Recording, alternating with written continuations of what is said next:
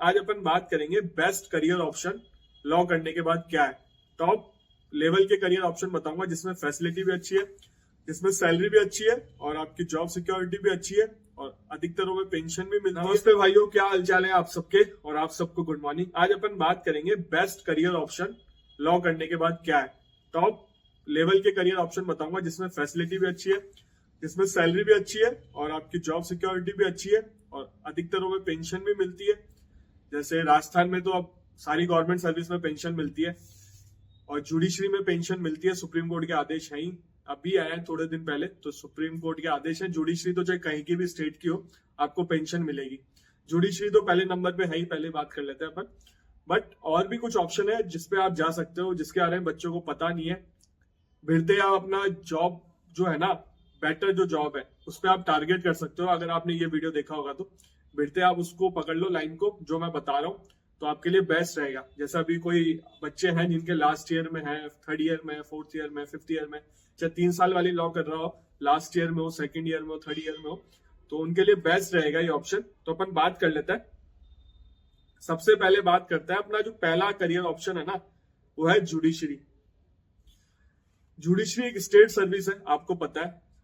हर state अपने level पे paper लेते हैं और आप बोलोगे सर दिल्ली जुडिशरी अच्छी है, कोई बोलेगा राजस्थान जुडिशरी अच्छी है, कोई यूपी बोलेगा, कोई हरियाणा बोलेगा, तो अपन उस पर नहीं जाएंगे। मैं हमेशा ये बोलता हूँ कि अपने होम स्टेट को टारगेट करो, क्योंकि आप अपने घर पे रहोगे, अपने स्टेट में रहोगे। आप बोलोगे सर जुडिशरी का डेपुटेशन में अदर स्टेट में होता है क्या ट्रांसफर?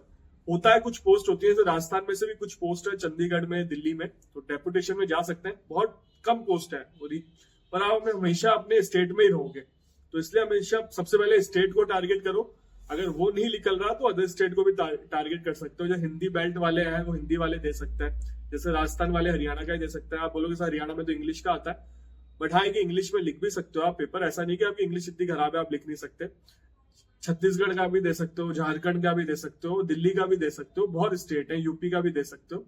तो हिंदी बेल्ट जो साउथ में, वो साउथ वाले स्टेट को टारगेट कर सकते हैं। तो आप अपने होम स्टेट को टारगेट करो, फिर उसके बाद नेबर स्टेट को टारगेट करो। तो सबसे पहले जुडिशरी है और इकलौती एक ऐसी मतलब जो गवर्नमेंट जॉब की बात करेंगे ना, सबसे ज्यादा सैलरी जुडिशरी में ही है। अब तो अलाउंसेस, ऐसे अलाउंसेस मिलने लग गए हैं जो मैंने वीडियो बना के बता दिया था आपको, और सैलरी भी काफी अच्छी है। ट्रेनिंग में ही फुल सैलरी मिलती है जुडिशियल ऑफिसर को। कुछ बच्चे पूछते थे ट्रेनिंग में कितने पैसे मिलते हैं, कितने? ट्रेनिंग में फुल सैलरी मिलती है जुडिशियल ऑफिसर को, कोई कटकटा के नहीं मिलते। कुछ अलाउंसेस नहीं मिलते एचआरए, क्योंकि आप अकेडमी में रहते हो तो एचआरए नहीं मिलेगा, और मैगजीन अलाउंसेस भी नहीं मिलते, और इलेक्ट्रिसिटी बिल, फोन का बिल, ये कुछ अलाउंसेस है वो नहीं मिलते ट्रेनिंग में। बाकी आपको सैलरी फुल मिलती है, बेसिक पे आपकी फुल आएगी, और बाकी बेसिक ही होती है मेन, बाकी वो अलाउंसेस बन के सैलरी बनती है। तो फर्स्ट है करियर ऑप्शन जुडिशरी। सबसे पहले लॉ जो कर रहा है जुडिशरी को टारगेट करे। सेकंड आता है लीगल ऑफिसर का। जैसे आरपीएससी में जेएलओ निकलती है, हर स्टेट में अलग निकलती है। तो आप जैसे राजस्थान वाले हैं तो जेएलओ को टारगेट करें, और बिजली विभाग में जेएलओ की निकलती है, रिको में भी निकलती है, अभी हाउसिंग बोर्ड में निकली थी। ट्रांसपोर्ट, अपना रोड ट्रांसपोर्ट डिपार्टमेंट है, उसमें भी जेएलओ की वैकेंसी निकलेगी। तो स्टेट जो सरकारी मतलब डिपार्टमेंट है ना, उसमें जेएलओ की वैकेंसी आती है, junior legal officer, law officer की वैकेंसी, उनको टारगेट करें आप। दूसरा करियर ऑप्शन, ठीक है।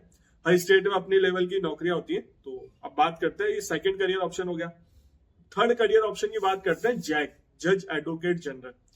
ये आपको भिड़ते ही आपको इसको पेपर देना पड़ेगा। इसकी मैक्सिमम एज 26 है, शायद 25 या 26।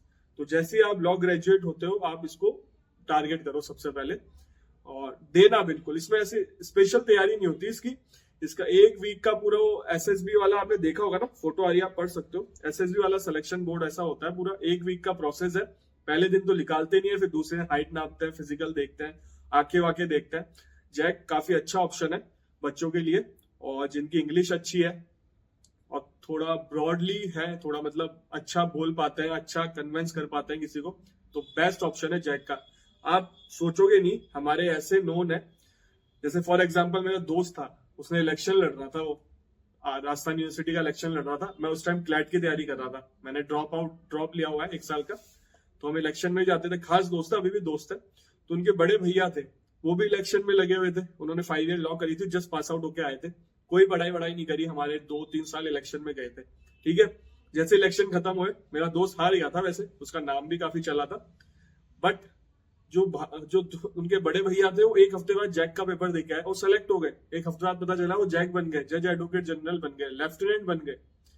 तो ऐसे कोई पढ़ाई करके नहीं गए थे। मैं नहीं कहूंगा कि पढ़ाई नहीं करनी पड़ती, आजकल कंपटीशन ज्यादा बढ़ गया। मैं काफी टाइम पहले की बात कर रहा हूँ, आपको 11 की बात कर रहा हूँ, 2011-12 के आसपास की बात कर रहा हूँ मैं आपसे।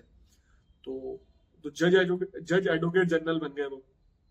तो जैक को बिल्कुल टारगेट करो। हमारे काफी कॉलेज के जूनियर हैं, वो भी जैक बने, इतनी पढ़ाई नहीं करते थे, तो जैक को भी टारगेट करना है आपको।